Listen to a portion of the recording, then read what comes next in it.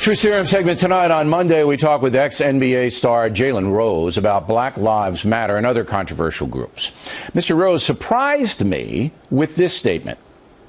Did you know every 28 hours, a black man, woman, or child is murdered by police and or vigilante law officials? So where did that stat from? This is a real epidemic. Where did that stat come from? It's an absolute fact.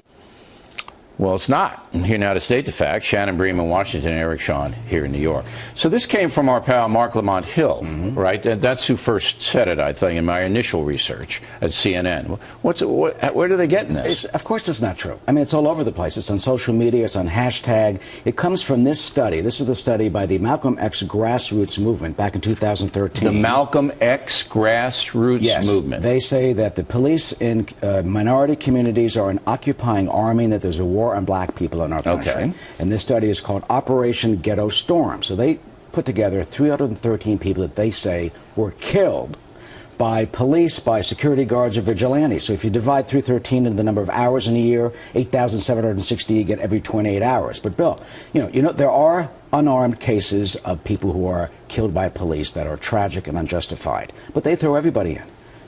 Robbers, armed robbers in shootouts with police are on their list. A guy goes into a police station, shoots and wounds 3 police officers. Someone puts a knife to a girlfriend's neck. A guy with an AK-47. Here's Exhibit A. This happened in Mobile, Alabama. This guy is Lawrence Wallace Jr. He's 20 years old.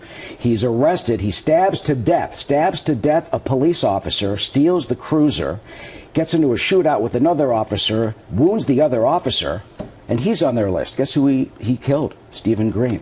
All right. So whoever did this study in Malcolm X grievance, well, you know, they're not looking for the truth.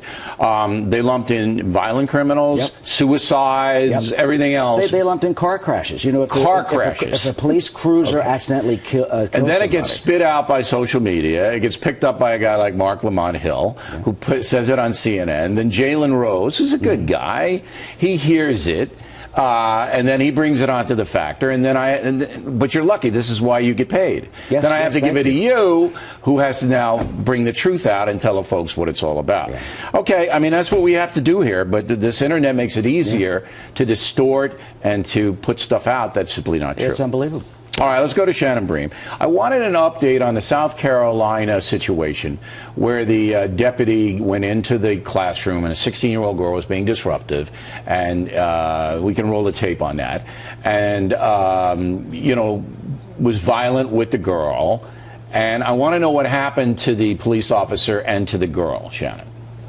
Well, Bill, first the police officer, Deputy Ben Fields, he got fired. That was done in a press conference that probably a lot of folks saw all around the world as it was happening live. The sheriff said no excuse. He used an action that was not something they would have told him to use in training, and that it was time for him to go. He was fired. He's now also in the middle of a federal investigation. The Department of Justice is looking into whether he violated civil rights, whether he can now face criminal charges. So that's where he stands. Basically, his attorney says he's not going to speak publicly while that's going on. As for the student in that case, she's 16. She's a minor, so we don't know everything about her, but we do know a lot. She's facing a misdemeanor charge that, if she's convicted, could land her in jail for up to 90 days, face a fine of up to $1,000. The school says that she wasn't suspended. She wasn't expelled. She could come back any time, but apparently her attorney says she's not ever going back to that school. And by the way, there's a GoFundMe page that's helping to raise money for her. It's under the auspices of this law firm that says it's representing her.